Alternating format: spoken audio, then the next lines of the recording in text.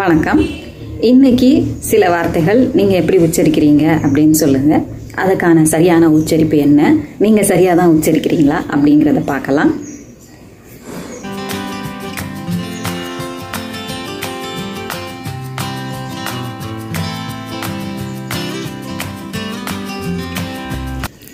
என்ன சொன்னீங்க? பஹன், ஷஹர், மஹல், ரஹத்தா, பஹலா இல்லையா? ஸோ அந்த ஸ்பெல்லிங் படி நம்ம கரெக்டாக தான் சொல்லியிருக்கிறோம். பஹ இன் பஹன், ஷஹ இர் ஷஹர், மஹ இல் மஹல், ரஹதா ரஹதா, பஹலா பஹலா. அது கரெக்டு தான். ஆனால் ஹிந்தியில் ஒரு ரூல் இருக்குது. அதுபடி இதை கொஞ்சம் நம்ம மாற்றி வாசிக்கணும். கொஞ்சம் லேசாக மாற்றி வாசிக்க வேண்டியிருக்கு. முதல்ல அது எப்படி வாசிக்கணும் அப்படிங்கிறத நம்ம பார்ப்போம். பஹ இன் அப்படின்னு நம்ம எழுதியிருந்தாலும் பஹன், ஷஹர், மஹல், ரஹதா, பெஹலா அப்படின்னு சொல்லணும். இது ரெண்டு நம்ம முதல்ல வாசிச்சதுக்கும் இப்போ வாசிச்சதுக்கும் என்ன வித்தியாசம்? நம்ம அந்த முதல் எழுத்தை வந்து ஏ அப்படிங்கிற குறில் ஒலியை கொடுக்குறோம். இப்போ நம்ம ரூலுக்கு வருவோம். இப்போது இந்த வார்த்தைகள் எல்லாம் ஒரு காமன் ஃபேக்டர் என்ன அப்படின்னா, முதல் எழுத்து அகரத்தில் முடியக்கூடியதாக இருக்குது. இப்போ பஹன்கிறத எடுத்துக்குவோம். ப அப்படிங்கிறது அ, இப் பிளஸ் அ, பு பிளஸ் அ, ப இல்லையா? அந்த ப ஹ இன் அப்படின்னு இருக்கு. அப்போது அது ஃபர்ஸ்ட் எழுத்து பவாகவும் ரெண்டாவது எழுத்து என்ன இருக்குது? ஹ. அந்த ஹவும் அகரமாக இருக்கணும். ஹா ஹீ ஹூலாம் இருக்க தேவையில்லை. ஹ அப்படின்னு இருக்கணும். ரெண்டுமே முதல் ரெண்டு எழுத்தும் அகரத்தில் முடியக்கூடியதாக இருக்கணும். அதில் அந்த ரெண்டாவது எழுத்து ஹேவாக இருக்கணும். ஏன்னா முதல் எழுத்தோட ரூல் என்னது? அகரத்தில் முடியக்கூடியதாக இருக்கணும். ரெண்டாவது எழுத்தோட ரூல் என்னது? அதுவும் அகரத்தில் முடியணும். ஆனால் அந்த எழுத்து ஹேவாக மட்டும்தான் இருக்கணும். ஸோ அந்த மாதிரியான அப்படி இருக்கும்போது அந்த வார்த்தையில் அந்த முதல்ல ஒரு எழுத்து இருக்கு இல்லையா, அகரத்தில் முடியக்கூடியது. அது என்ன எழுத்தாக வேணால் இருக்கலாம். கச்சடா த, அதில் எது வேணால் இருக்கலாம். கச்சடா தப்பறையில் இருக்கக்கூடிய எந்த எழுத்தாக வேணால் இருக்கலாம். அதை நம்ம வந்து ஏ அப்படிங்கிற ஒலியோட பன்னு இருந்தால் பே பே சொல்லிடக்கூடாது. பே சொல்கிறதா இருந்தால் தான் நம்ம பேனே போட்டுடலாமே. ஹிந்தியில் நமக்கு நெடில் மட்டும்தான் உண்டு. ஏ ஓ அப்படிங்கிற நெடில் மட்டும்தான் உண்டு. குறில் கிடையாது இல்லையா?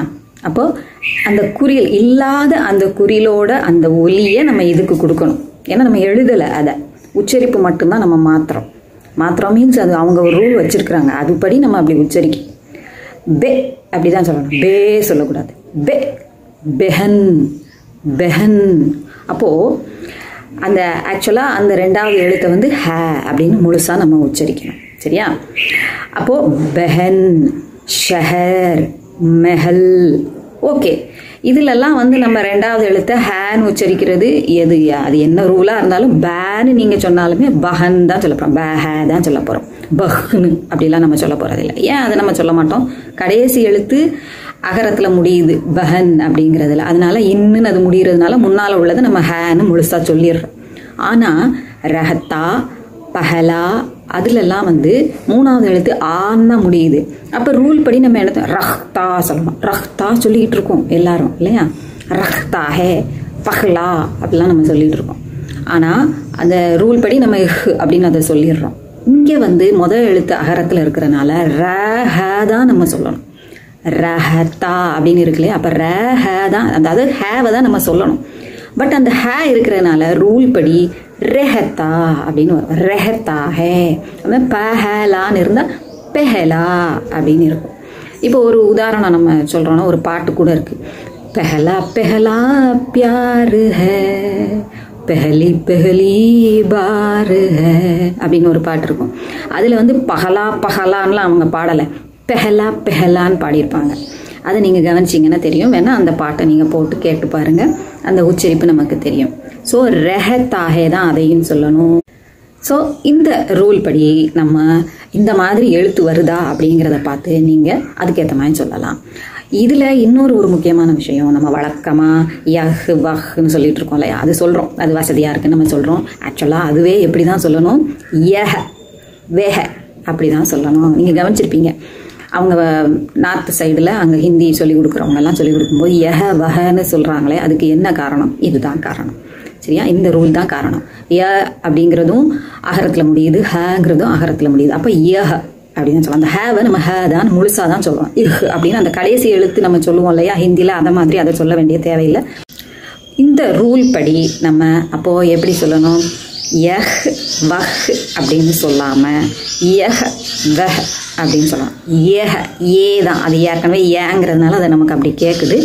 யஹ வெஹ அப்படின்னு தான் நம்ம சொல்லணும். ஓகே, பட் உங்களுடைய நம்ம எப்படியே யஹு வகுன்னு சொல்கிறது ஈஸியாக இருக்குது அப்படின்னா அது ஓகே. பட் இது தெரிஞ்சாது வச்சுக்கோங்க, சரியா? யஹ வஹங்கிறது சிரமமாக இருந்ததுன்னா கொஞ்சம் யஹு வகு, அது நம்ம யஹ வஹ சொல்லும்போதே வேகமாக சொல்லும்போது யஹு வகு மாதிரி தான் கேட்கும் இல்லையா? ஸோ அது நோ ப்ராப்ளம். பட் உங்களுக்கு ரூல்ஸும் உங்களுக்கு தெரிஞ்சு இருக்கணும். தன்யவாத்.